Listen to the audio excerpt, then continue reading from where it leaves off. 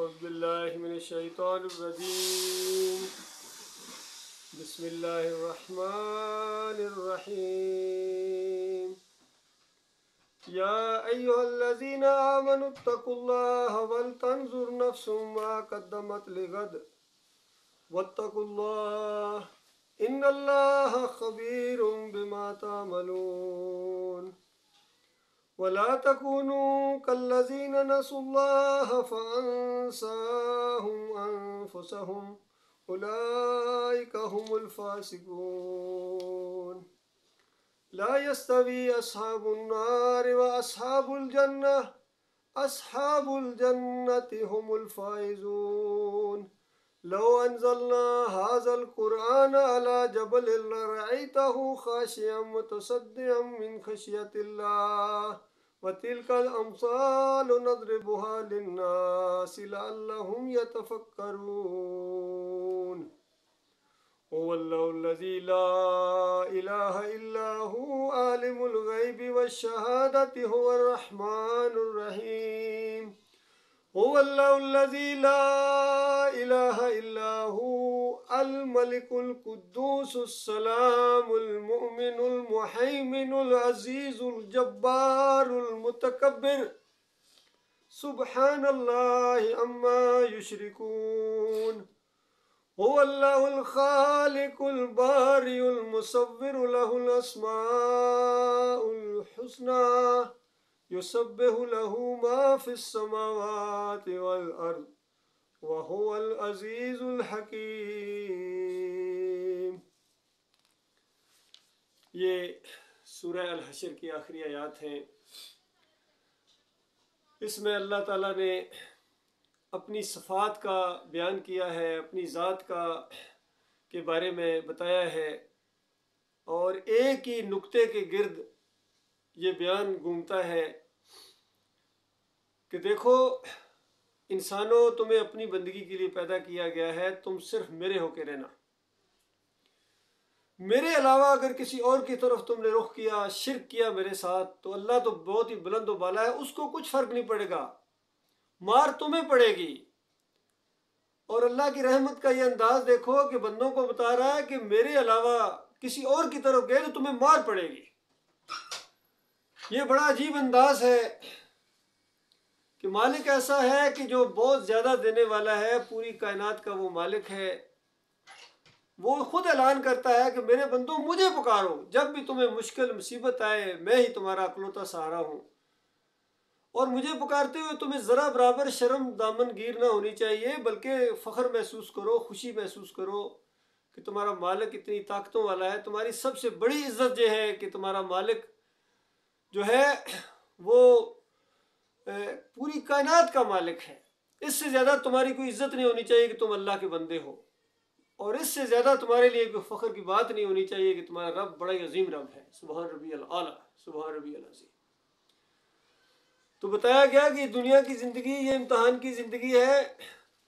تم میں سے ہر ایک یہ دیکھ لے کہ اس نے کل کے لیے، یعنی آخرت کے لیے اس نے کیا کمایا ہے، اور کل جو ہمیشہ کی زندگی اس کو ملنے والی ہے اس کے لیے اس نے کیا تیاری کی ہے.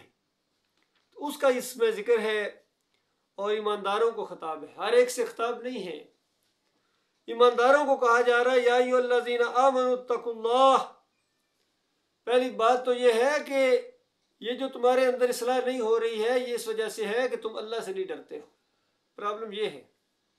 اگر تمہارے دلوں کے اندر اللہ کی ہیبت، اللہ کی وقار، عزت صحیح معنوں میں کچھ محسوس ہونا شروع ہو جائے تو پھر تمہیں دنیا کی سب سے بری چیز یہ لگے کہ تم اللہ کی نافرمانی کرو، اور تمہیں دنیا کی سب سے اچھی چیز یہ لگے تم اپنے مالک کی فرما برداری کرو، چاہے تمہیں کتنا ہی نقصان کیوں نہ ہو رہا ہو.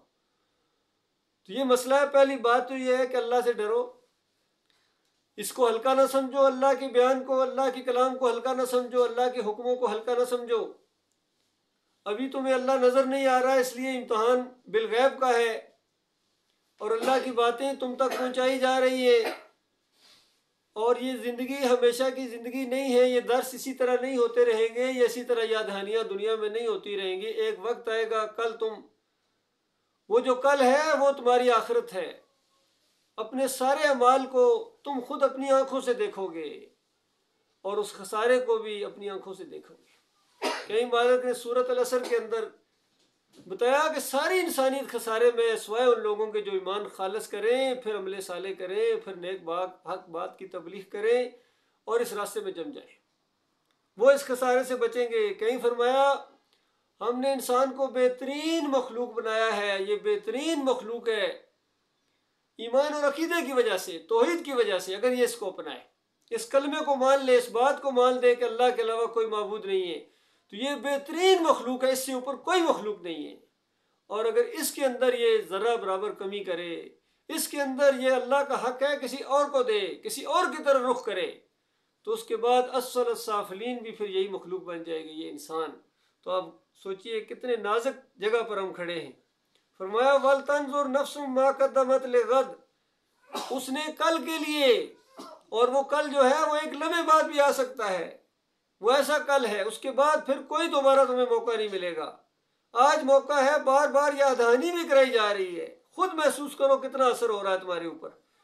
فرمایا وَاتَّقُوا اللَّهَ، پھر دوبارہ زور دیا وَاتَّقُوا اللَّهَ، اور دیکھو اس لیے کہ ان اللہ خبیر بما تعملون، وہ ایک ایک بندے کے اوپر بڑی گہری نظر رکھے ہوئے ہے، ہر چیز کو ہر وقت ہر جگہ سے جانتا ہے.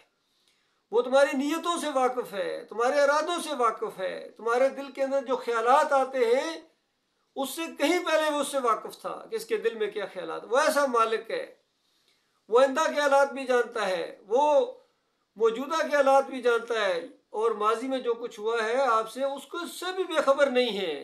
اس کے لیے ماضی حال اور مستقبل نہیں ہے. لہٰذا اس طرح چوکنے رہنا، جس طرح دنیا میں دیکھتے ہو کبھی کسی جگہ کیمرے لگے ہوئے ہوں تو کیسے تم ہوشیار ہو جاتے ہو، اور جہاں کیمرے نہ لگے ہوں وہاں تھوڑی سی سستی آ جاتی ہے. تمہارے مالک نے تو ایسا انتظام کیا ہے کہ ہر لمحے، وہ اندھیرا ہو وہ روشنی ہو، ہر لمحے تمہارے اوپر یہ گویا کیمرے لگے ہوئے ہیں، اور بڑی باریکی کے ساتھ تمہارے اعمال کا وہ جائزہ لے رہا ہے اور لکھوا رہا ہے، خود جانتا بھی ہے. تو لہٰذا اس بات سے ڈرو کہ کہیں مالک کی نافرمانی اگر ہو گئی پوشیدہ، یا یعنی سمجھ لو کہ ابھی کوئی نہیں دیکھ رہا ہے، تو تمہارا مالک تمہیں دیکھ رہا ہے. لہذا اس سے ڈرنا. وَلَا تَكُونُوا كَالَّذِينَ نَسُوا اللَّهَ فَأَنسَاهُمْ أَنفُسَهُمْ، اور پھر مثالیں دے کے سمجھایا کہ پچھلی قوموں کی طرح نہ ہو جانا، وہ جو جن کے اوپر اللہ کا غضب نازل ہوا تھا، جن سے اللہ ناراض ہوا، راستے سے وہ بہک گئے، اللہ سے دور ہو گئے، اللہ کی رحمت سے دور کر دیے گئے، ان کی طرح تم نہ ہو جانا، ان کی روش اختیار نہ کرنا. پھر طریقے بھی اللہ تعالیٰ نے جگہ جگہ بتایا کہ دیکھو ان مولویوں اور پیروں جو اہل کتاب کے یہ علماء اور مشائخ ہیں جو دنیا دار بن گئے، ان کے قریب مت بیٹھنا، ان کے پیچھے مت چلنا. کہیں فرمایا یہود و نصارہ سے دوستیاں نہ رکھنا، وہ تمہیں کافر بنا دیں گے. اس طرح ہجے کر کے بتایا.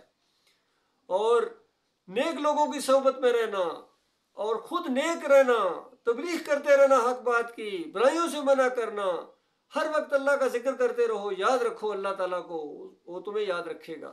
تو یہ سارے طریقے بھی اللہ تعالیٰ نے بتائے کہ دیکھنا ان لوگوں کی طرح نہ ہو جانا جنہوں نے جو اللہ کو بھول گئے تو اپنی طرف سے وہ اللہ کو بھولے. اصل حقیقت یہ ہے کہ اللہ نے اپنا آپ ان کو بھلا دیا، اللہ نے ان کو اس لائق نہیں سمجھا کہ وہ اللہ کو یاد کریں، کیونکہ وہ اللہ کو جب یاد کرتے تھے تو شرک کے ساتھ، کفر کے ساتھ نافرمانیاں کرتے تھے. پھر اللہ تعالیٰ نے ان کے اوپر یہ کیفیت طاری کر دی، ان کے اوپر مورے لگا دی، ان کے دلوں کے اوپر ٹھپے لگا دیے. فرمایا اولئک هم الفاسقون، یہ وہ لوگ ہوتے ہیں جو فاسق اور فاجر ہوتے ہیں، کافر اور مشرک ہوتے ہیں، تو ان کی طرح تم نہ ہو جانا. کہیں بتایا دیکھو گروہوں کے اندر نہ بڑھ جانا، فرقوں کے اندر نہ بڑھ جانا، تمہاری ہوا اکھڑ جائے گی، تمہارا روب اور دبدبہ ختم ہو جائے گا. دیکھنا اللہ کے ساتھ شرک نہ کرنا، تمہارے سارے اعمال برباد ہو جائیں گے. آپ بتائیے کس طرح اللہ تعالیٰ نے زور دے کے سمجھائیں یہ باتیں. اور پھر بتایا کہ کہیں ایسا نہ ہو جائے کہ تمہیں یہ شیطان ایسے وسوسے ڈالے کہ بس ٹھیک ہے جی دیکھا جائے گا، آگے جا کے دیکھ لیں گے. تو فرمایا یہ معاملہ نہیں ہے، کیا دیکھو گے تم، وہاں تو دو ہی ٹھکانے ہیں، مرنے کے بعد دو ٹھکانے لازمی ہے، یاد رکھیے، یا تو جنت ہے یا جہنم ہے. اب جنت اور جہنم ایک جیسی چیزیں نہیں ہیں. لا یستوی اصحاب النار و اصحاب الجنہ اصحاب الجنت هم الفائزون، کہ جنت والے اور جہنم والے ایک جیسے نہیں ہوں گے، وہ جنت والے ہی صحیح معنوں میں کامیاب ہیں، صحیح معنوں میں عقل مند وہ نکلیں گے، وہاں فیصلہ ہوگا کل قیامت کے دن کہ کون جیتا کون ہار گیا، کون خوش قسمت تھا کون بدبخت تھا، کون سمجھدار تھا۔ دنیا میں تو معیار ہے، یہ ترازو ہے، بڑا سمجھدار ہے جی، بڑا پڑھا لکھا ہے جی، بڑا زبردست جناب حاضر دماغ ہے جی، بڑے اچھے فیصلے کرتے ہیں جی۔ وہاں پتہ چلے گا قیامت کے دن کس نے اچھا فیصلہ کیا تھا اپنے بارے میں، اپنے اہل و عیال کے بارے میں، کون زیادہ سمجھدار تھا، عقل والا تھا۔ تو عقل والوں کے لیے، غور و فکر کرنے والوں کے لیے اس میں بڑی نشانیاں ہیں۔ اس رکوع کے اندر بھی بتایا گیا کہ یہ باتیں اس لیے بیان کی جا رہی ہیں، تمہارے عقل کو جھنجھوڑنے کے لیے، اس کو دھکا دینے کے لیے، سٹارٹ کرنے کے لیے یہ باتیں بتائی جا رہی ہیں۔ تو بتایا گیا کہ دیکھو یہ ایک جیسے نہیں ہیں، جنت والے بڑے بڑے بادشاہوں کی طرح ہوں گے، بڑی بڑی بادشاہیاں، زمین اور آسمان جتنی بادشاہیاں ان کے حصے میں آئیں گی، اور جہنم والے خون اور پیپ کی وادیوں کے اندر گھسیٹے جائیں گے۔ تو بتاؤ یہ ایک جیسے ہیں؟ دنیا میں اگر تھوڑا سا محسوس کرو، بڑی سے بڑی جیل کے اندر اگر کوئی بندہ سخت اذیتوں کے اندر ہے اور عذاب کی چکیوں کے اندر ہے وہ، اور دوسری طرف جو بہت بڑا بادشاہ ہے، دنیا میں ہر عیش اس کو میسر ہے، یہ دونوں ایک ہی جیسے ہیں؟ تو یہاں تو سمجھ جاتے ہو نا بھائی یہ کہاں ایک جیسے ہیں؟ تو وہاں بھی ایسا ہی مسئلہ ہے، وہاں درجات اس سے بھی بڑے ہیں۔ تو بتایا گیا کہ جنت والے اور جہنم والے ایک جیسے نہیں ہیں، یہ جنت والے کامیاب ہوں گے، خوش قسمت ہوں گے۔ اور پھر بتایا کہ جنت والے کون سے لوگ ہیں، ان کے اوپر جو کتاب یعنی جو آج نازل کی جا رہی ہے قرآن، یہ اس کے اوپر عمل کرنے والے ہیں، اس کے اوپر ذمہ داریاں جو ان کے اوپر ڈالی جا رہی ہیں ذمہ داریوں کو نبھانے والے ہیں۔ یہ صرف جو ہے یہ کام چور نہیں بلکہ ذمہ داریوں کو نبھانے والے لوگ ہوتے ہیں۔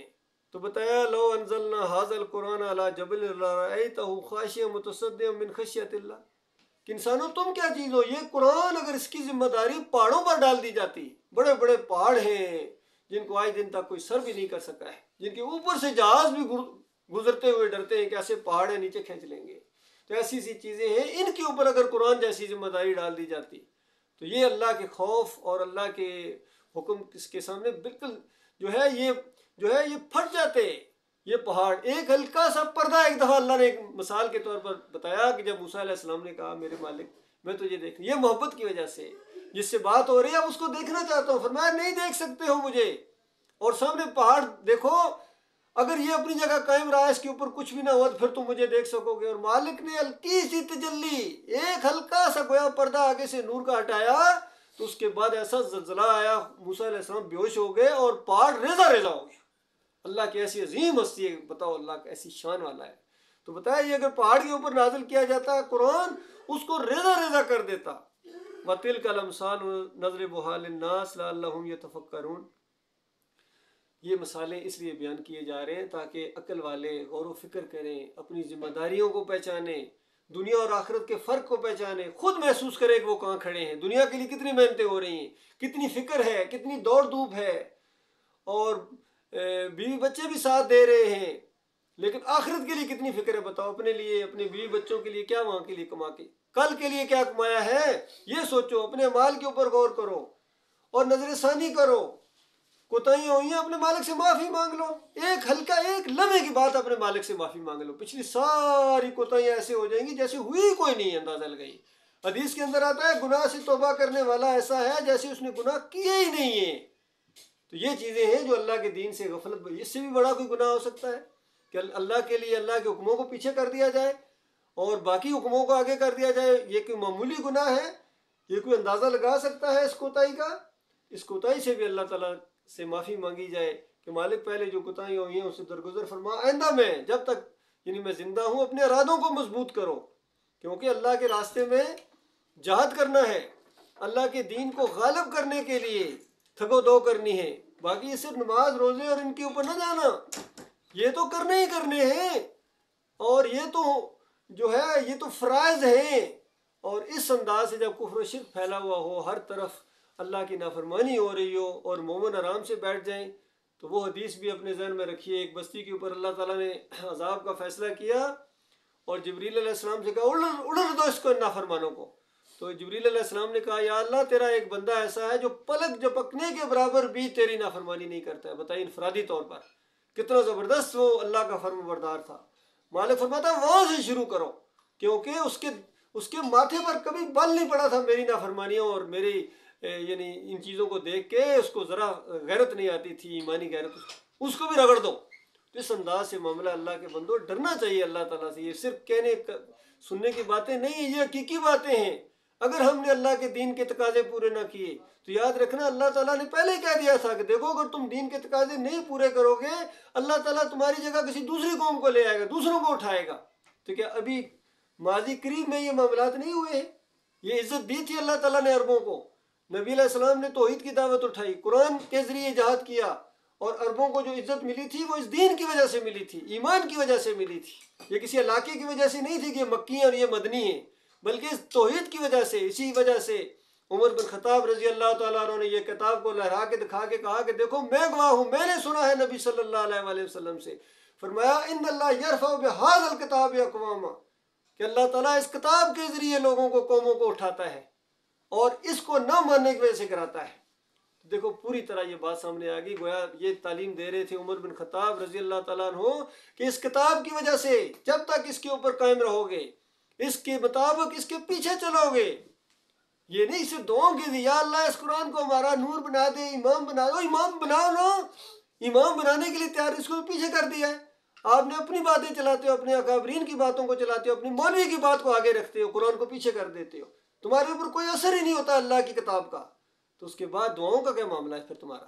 یہ دعائیں تمہارے منہ پر ماری جائیں گی. اور ایمان کی خرابی کے ساتھ تو خیر بہت ہی زیادہ اللہ تعالیٰ ناراض ہوتا ہے، اس قدر غصہ ہوتا ہے اللہ تعالیٰ. اللہ کے جب عذاب آتے ہیں تو پھر نہ بچوں کو دیکھا جاتا ہے، نہ جانوروں کو، نہ انسانوں کو، پھر نہیں دیکھا، رگڑ دیا جاتا سب کو. آج جو مسلمانوں کی پوری دنیا میں درگت بنی ہوئی ہے، چاہے یہ فلسطین میں ہو، چاہے کشمیر میں ہو، چاہے ہر جگہ جہاں بھی ہے، ان کے اوپر اللہ کے عذاب کے کوڑے برس رہے ہیں. یہ اسی شرک کی وجہ سے ہیں، اسی شرک کی وجہ سے، چادریں چڑھانے کی وجہ سے، عرس اور میلے کرنے کی وجہ سے، یا علی مدد کی پکاریں لگانے کی وجہ سے، یا رسول مدد کی، پھر واسطے بے حرمت فلاں، بے حق فلاں، پھر سارے نظام اس کے اندر. اندازہ لگائیے یہ کتنے بڑے بڑے یہ علماء آتے ہیں، لیکن شرک کے ساتھ ایسے ان کا جوڑ ہے، گویا انہوں نے ایکا کیا ہوا ہے سب نے. تو یہ معاملہ اللہ کے بندو غور و فکر کرو. فرمایا ہو اللہ الذی لا الہ الا ہو. اس مسئلے کے یہ جو کچھ بتایا جا رہا ہے، کیا بتایا جا رہا ہے؟ کہ اس کے علاوہ کوئی نہیں ہے، کوئی الہ نہیں ہے. فرمایا عالم الغیب والشہادہ، غیب اور شہادت جس طرح شاہد ہوتا ہے یہ مالک کے لیے نہیں ہے. وہ جس کو تم غیب سمجھتے ہو وہ اس غیب کو بھی جاننے والا ہے، جو تمہارے سامنے اس کو بھی وہ جاننے والا ہے. وہ الرحمن الرحیم، اور وہ الرحمن ہے، الرحیم ہے. یہ جو پوری کائنات کا نظام ہے یہ اس کی رحمت کے اوپر چل رہا ہے، رحمت کی بنیاد کے اوپر چل رہا ہے. ہر جگہ اس کی رحمت چھائی ہوئی ہے. اور جس کے اوپر اللہ کا عذاب آتا ہے وہ تو ایسا ہوتا ہے، سمجھ لیجئے اس نے نافرمانی کی بہت ہی آخری حدیں بھی کراس کر دی، تب اس کے اوپر اللہ کا عذاب آیا ہے. اور پھر بھی مالک گنجائش رکھتا ہے کہ دیکھو آخری حد تک تم نافرمان ہو گئے ہو، اب بھی اگر تم توبہ کر کے اپنے مالک اور خالق کی طرف پلٹو، مالک پھر بھی معاف کرنے کے لیے تیار ہے. اور پھر بھی انسان کوئی نہ آئے، اس کے اوپر کوئی اثر نہ ہو، تو اس کے بعد ظاہری بات ہے وہ جہنم کی اندر ایندھن بنا دیا جائے گا، کچرا بنا دیا جائے گا. فرمایا ہو الذی لا الہ الا ہو. دیکھو کس طرح زور ہے، آیات پر غور کرو، ہر جگہ بات بتائی جا رہی ہے. پھر بتایا جا رہا ہے کہ اس اللہ کے علاوہ کوئی اور الہ نہیں ہے. آج اس کو معمولی بات سمجھتے ہیں کہ آپ کے پاس صرف ایک ہی بات ہے، کوئی اور بات بھی تو کیا کرو. اور کوئی اور بات کیا ہے؟ یہی بات ہے قرآن کی، پوری قرآن کو آپ پڑھ لو، یہی بات ہے، الہ کا مسئلہ ہے. فرمایا الملک القدوس السلام المومن. اس طرح اللہ تعالیٰ نے اپنی صفات کو بیان کیا ہے کہ وہ ایسا مالک ہے، بادشاہ ہے، نہایت ہی مقدس ہے، سراسر سلامتی ہے، یعنی جو بھی کوئی سلامتی ہوتی ہے اسی کی طرف سے ہوتی ہے، امن دینے والا ہے، نگہبان ہے، مالک ہے، سب پر غالب ہے، اپنا حکم بزور نافذ کرنے والا ہے. الجبار، اپنا حکم بزور نافذ کرنے والا ہے. اندازہ لے، یہ بھی ایک انداز ہو سکتا ہے اپنے مالک سے دعا کا، جہاں اس کے اسماء الحسنی کا یعنی ذریعے پکارنے کا. مالک سے اس طرح بھی دعا کی جا سکتی ہے، مالک آپ اپنا حکم بزور نافذ کرتے ہیں، مالک مجھے اپنی نافرمانیوں سے بچا لے، اس انداز سے. تو بتایا کہ وہ مالک ہے، اپنا حکم بزور نافذ کرنے والا، اور بڑا ہی ہو کر رہنے والا ہے. وہ پیچھے ہٹنے والا نہیں ہے، وہ ہارنے والا نہیں ہے، وہ بڑا ہی ہو کر رہنے والا ہے. پاک ہے اللہ اس شرک سے جو یہ لوگ کر. دیکھیں کس چیز کے گرد یہ ساری صفات گھوم رہی ہیں. بتایا پاک ہے وہ ذات اللہ کی جو اس شرک سے جو یہ لوگ کر رہے ہیں. یہ اللہ کے علاوہ دوسروں کو داتا کہتے ہیں، دستگیر کہتے ہیں، مشکل کشا کہتے ہیں، حاجت روا کہتے ہیں، غریب نواز کہتے ہیں. یہ سب سے اللہ پاک ہے، اللہ اوپر ہے، ان کے کہنے سے یہ کچھ نہیں ہو جائے گا. فرمایا وہ اللہ ہی ہے جو تخلیق کا منصوبہ بنانے والا ہے، یعنی پورا نظام کائنات اس نے بنایا بغیر کسی نمونے کے، اور اس کو نافذ کرنے والا، یعنی منصوبے کے اپنے کو پایا تکمیل تک پہنچانے والا ہے. یہ نہ سمجھو کوئی میں جیت گیا. فرمایا اس کے وہ اللہ تعالیٰ صورت گری کرنے والا ہے، کیسی کیسی خوبصورت چیزیں اس نے بنائی ہیں. فرمایا اس کے لیے بہترین نام ہے، یعنی اس کے جو نام ہے وہ زبردست نام ہے، بہترین نام ہے. پھر مالک فرماتا ہے وَلِلَّهِ الْأَسْمَاءُ الْحُسْنَى، کہیں فرمایا اللہ کے اچھے اچھے نام ہیں.